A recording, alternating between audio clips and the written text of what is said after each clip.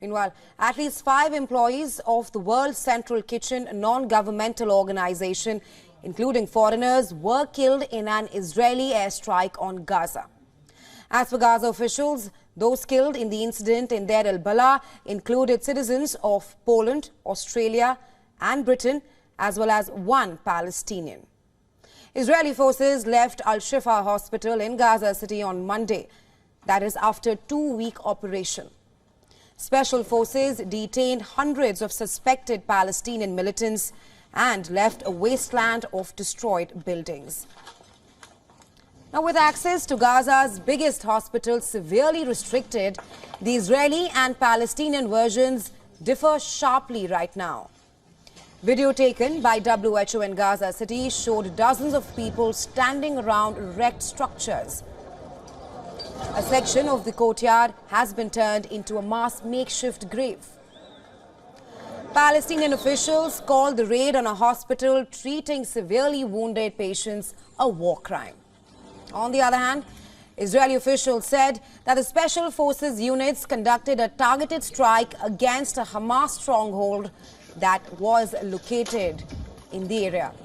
Thousands of Palestinians, 60 to 100 according to the Israeli military, had been sheltering in the complex, one of few locations in the north with some access to power and water.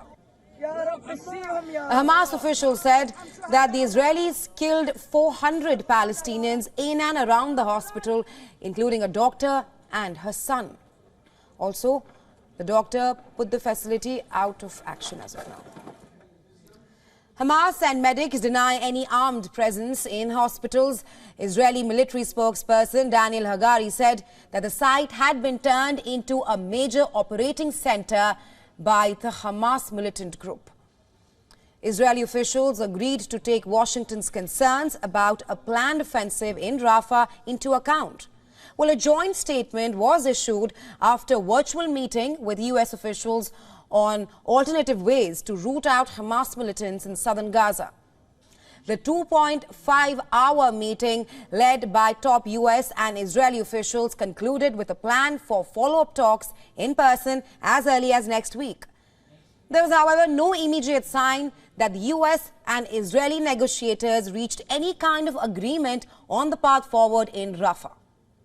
Meanwhile, France proposed a draft United Nations Security Council resolution that seeks options for possible UN monitoring of a ceasefire in the Gaza Strip.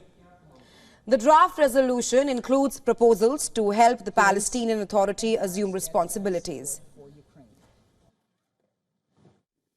This draft resolution deals with the most pressing matters. It calls for an immediate ceasefire in Gaza without a time limitation. It also demands the immediate and unconditional release of all hostages.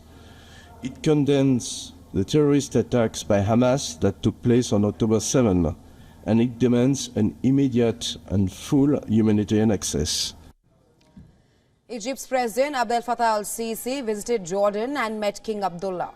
They both discussed the negotiations to secure an immediate ceasefire in the war, now in its 6th month, and also the release of all hostages which are still in Hamas's captivity.